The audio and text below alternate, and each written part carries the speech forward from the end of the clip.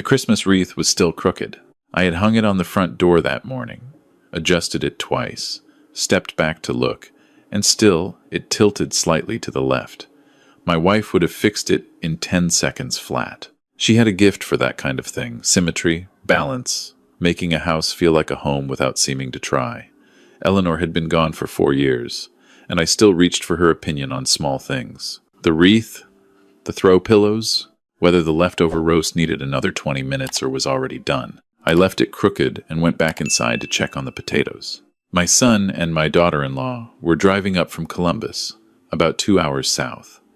They had called that morning to say they were running a little behind, which was not unusual. My daughter-in-law was meticulous about her appearance, and her son was patient with her in the way that men who love their wives tend to be. I had always respected that about him. He was a good husband. I had believed for a long time that he was a good son. The house smelled like rosemary and garlic. I had started the standing rib roast at 10 in the morning, low and slow, the way my father used to do it every December. The dining room table was set with the good china, the kind Eleanor had picked out when we were first married, and barely had $2 to put together. We had saved for 6 months to buy that set. Every Christmas since, it came out of the cabinet and onto the table, and every Christmas I thought about the young woman who had pointed at it through a department store window and said, quietly, so I wouldn't feel pressured, "Someday, maybe." I was slicing the bread when I heard them pull into the driveway. My son came through the door first, arms wide, the cold air still on his jacket. He hugged me the way he always had, firmly, with a few solid pats on the back that reminded me he had gotten taller than me somewhere around age 16 and had never quite gotten used to it. My daughter-in-law followed with a bottle of wine and a tin of cookies her mother had made. She kissed me on the cheek and said the house smelled incredible, and I told her it was Eleanor's recipe, and she smiled in the careful way people smile when they don't know whether mentioning a dead person will make things sad. We ate well. The roast was perfect. We talked about my son's promotion at work, about a road trip they were thinking of taking in the spring, about the neighbor's new dog that apparently barked until 11 every night. My daughter-in-law had a second glass of wine and laughed more easily. My son helped me clear the plates without being asked. It felt, for a few hours, like Christmas was supposed to feel. It was while I was in the kitchen wrapping the leftovers that I heard her phone buzz on the counter. She had left it there when she went to use the restroom. I wasn't trying to look. The screen lit up with a message preview, and my eyes went to it the way eyes go to any sudden light in a dim room. It was from someone saved in her contacts as Mom. The preview showed only the first line before the screen went dark again, but that first line was enough. "Did you talk to Walter yet about the timeline for—" I stood very still. I set down the aluminum foil. I looked at the dark screen for a moment. Then I picked up the dish towel, dried my hands, and walked back into the dining room as if I had seen nothing at all. My son was at the table scrolling through something on his phone. I asked him if he wanted coffee. He said yes. I went back into the kitchen, made the coffee, and thought very carefully about what I had just read. Timeline. My name. Her mother. I brought out the coffee and we sat together for another hour. I watched my daughter-in-law's face when she retrieved her phone from the counter. I watched the small flicker of something relief, maybe, that the screen hadn't been seen, and then the careful, pleasant expression she put back on like a coat. I drove them out at 9:30, hugged my son at the door, told them to text me when they got home safely, watched the taillights of their car disappear down the street.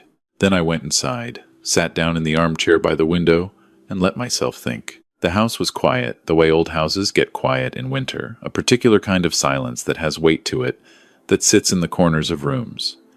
I had lived in this house for 31 years. Eleanor and I had bought it when our son was 3 years old, when the neighborhood was younger and louder, and the elm tree in the backyard was barely taller than I was. That tree now shaded half the yard. I had built the deck around it myself one summer, board by board, while Eleanor brought me lemonade, and our son ran through the sprinkler in the grass. I sat in that chair for a long time. The next morning, I called my son and asked him to come back up the following weekend. Just the two of them. Said I had some things around the house I could use a hand with. He said, "Of course, Dad. Absolutely." His voice was easy and warm, the voice of a man who had no idea his father had spent the night thinking. I want to be clear about something, because I have asked myself many times, whether I handled this the right way. I considered, more than once, simply picking up the phone and asking my son directly what was being planned. I am 63 years old, and I did not get here by being indirect or conflict averse. I spent 22 years as a school principal. I have sat across the desk from angry parents, from school board members, from teenagers who had done something genuinely terrible and knew it. I know how to have a hard conversation, but I had also watched what happened to my neighbor 2 streets over, a man named Gerald, who confronted his daughter when he suspected something similar. She cried. Her husband denied everything. Gerald felt guilty for accusing them. 3 months later, they had moved in anyway, gradual and quiet, one drawer at a time, until Gerald felt like a guest in his own house. By the time he understood what had happened, they had convinced him, and apparently themselves, that it had been his idea all along. I was not going to be Gerald. So when they came back the following Saturday, I was ready. I had spent the week paying close attention. I had gone through the filing cabinet in my office, the one my daughter-in-law had asked about once, casually, saying she hoped I kept my important documents somewhere organized. I had looked at the house, really looked at it the way a stranger might. 3 bedrooms, a finished basement, a backyard large enough for a garden, a neighborhood with good schools and low crime and property values that had climbed steadily for the past decade. I understood exactly what they saw when they looked at this house. That Saturday, after we had lunch and my son had helped me move some boxes in the garage, I told them I had been thinking about getting my affairs in order. I said it casually, the way an older man might say it, with just enough vagueness to sound like I was talking about a will. My daughter-in-law looked up from her phone. My son set down his coffee cup. I said I was thinking it might be time to have a real conversation about the future. My daughter-in-law said that sounded like a great idea. Her voice was very warm, very sincere. She said she was so glad I was thinking about this, that it showed real wisdom, that so many people waited too long and then things got complicated. My son nodded. He said they had actually been wanting to talk to me about something along those lines. And there it was. They talked for almost an hour. My son did most of it, carefully, in the measured tone he uses when he has rehearsed something. The idea, as they presented it, was practical, loving, sensible. My daughter-in-law's parents were getting older. They were still healthy, but they were in their mid-70s, and the house they rented in Arizona was expensive and far from family. My son and my daughter-in-law lived in a 2-bedroom apartment in Columbus, not enough space for 2 extra people. But my house had room. It would be perfect, and I would be so much better off, they said, in a community designed for someone my age. Somewhere with activities, people to talk to, medical staff nearby. They had actually already looked at a few places. There was one about 40 minutes away, very highly rated, a lovely campus, not like the old nursing homes at all. My daughter-in-law showed me photos on her phone.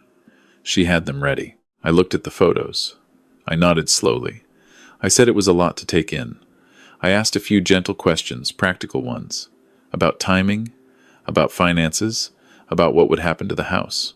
They said the house would stay in the family. Of course, they would take good care of it.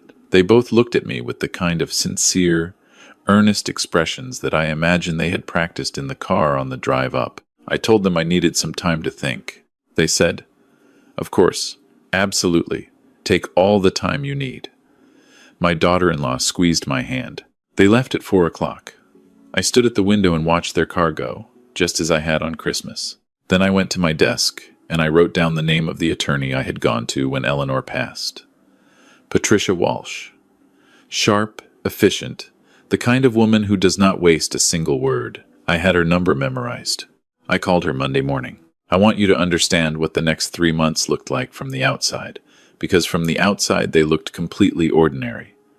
My son called every week. My daughter-in-law texted occasionally an article about senior wellness, a photo of a sunset, a funny video about a golden retriever.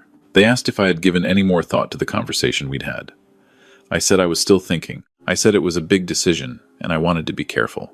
I was being very careful. Patricia had explained my options with the clarity I had remembered and appreciated. She walked me through what an irrevocable trust would look like, what it would protect, what it would remove from the table permanently. She also explained the real estate process, what a fair market listing would look like, what the timeline would be in this neighborhood, what I could reasonably expect to net after 31 years of mortgage payments and equity. The number she quoted made me sit back in my chair. I had not thought seriously about what this house was worth. You stop thinking about your home as a financial instrument when you live in it long enough. It becomes something else, a repository of 30 years of living, of a marriage, of a child's growing up. But Eleanor was gone, and my son was grown, and the house had become, quietly, one of the largest assets I owned. I hired a real estate agent named Douglas, a soft-spoken man who had sold 3 other houses on my street, and who did not ask unnecessary questions. I told him I wanted to list quietly at first, get a sense of the market, and he said he understood completely. He brought a photographer on a Tuesday afternoon when my son and daughter-in-law thought I was at my book club. I also, during this time, called my son and told him I had been thinking about their proposal, and I wanted to move forward with exploring the senior living community they had mentioned. My daughter-in-law called back within 20 minutes. She was delighted. She said she would set up a tour. I went on the tour. It was, genuinely, a nice facility. I made appropriate comments. I asked reasonable questions. I told them I would think about it. What I was thinking about was the cabin. My college roommate, a man I had known for 40 years, owned a piece of land in northern Michigan, on a lake about 12 miles outside a small town called Elk Rapids. He had talked for years about selling it, about it being too much upkeep, about his knees not being what they were. 2 winters ago, I had visited him there and stood on the dock in the early morning with a cup of coffee and watched the mist come off the water, and thought, this is the kind of place a person could actually rest. I called him in February. I told him I might be serious about that land. He said he'd been waiting for me to come to my senses. The house sold in March. Douglas had an offer within 9 days of listing a young family, 2 small children. The wife was pregnant with a 3rd. They loved the elm tree. They loved the deck. They asked if the china cabinet in the dining room was included, and I said yes, and I meant it, because I had already decided to take the china with me. The closing was scheduled for April 15th.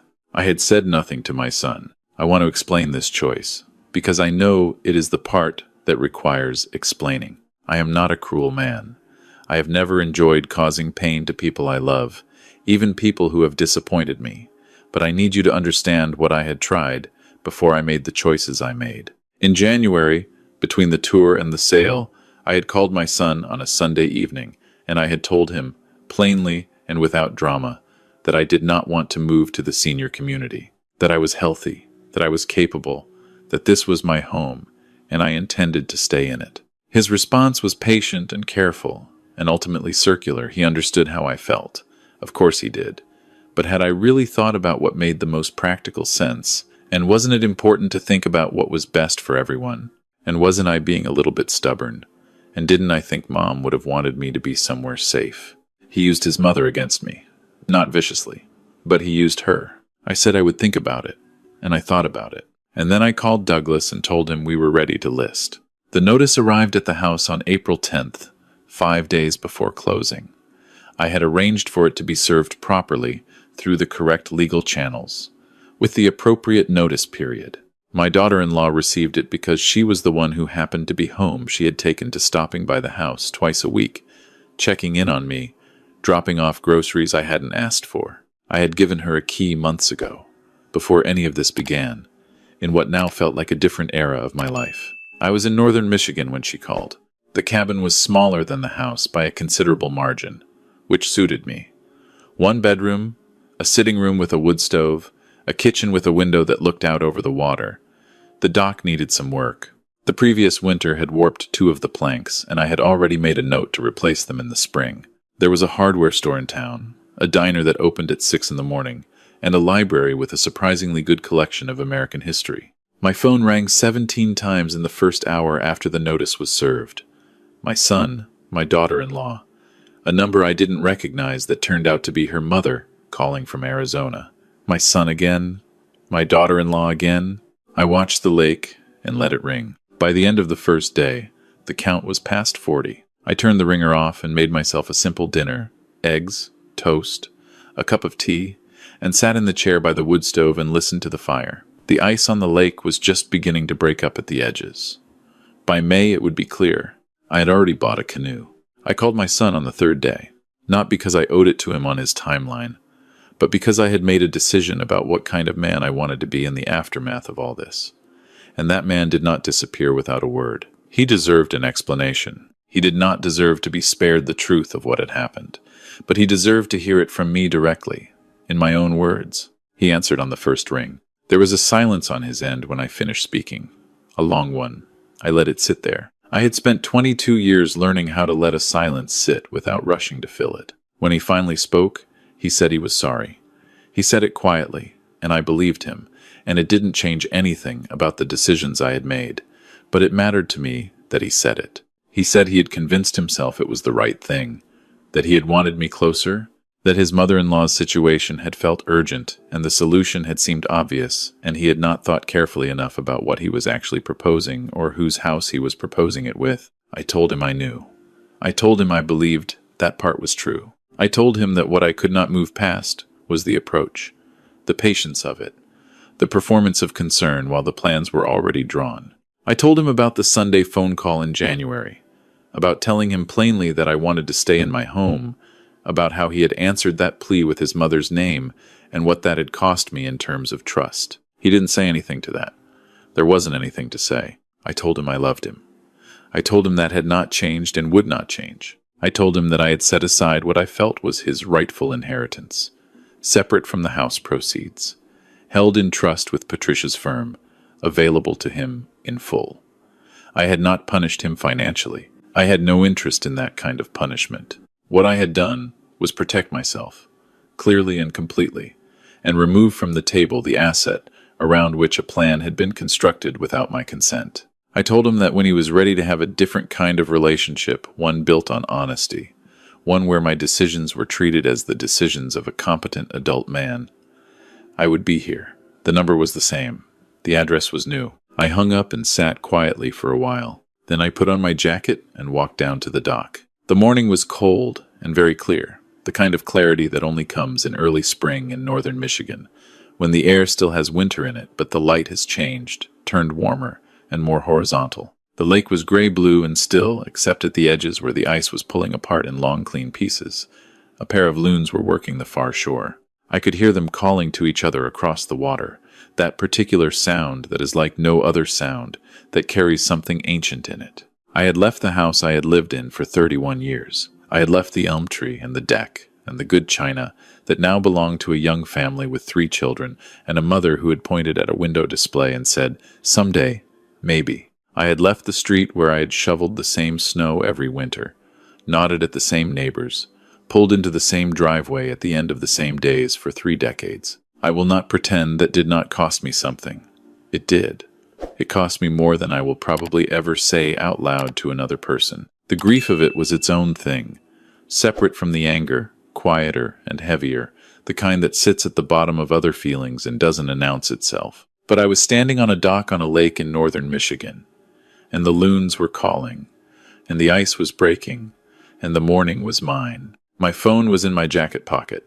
At some point in the past 3 days, the missed call count had reached 81, and then, sometime yesterday, had stopped climbing. I didn't know what that meant exactly, whether they had accepted the situation, or simply run out of things to say, or decided to direct their energy toward finding a new place to live.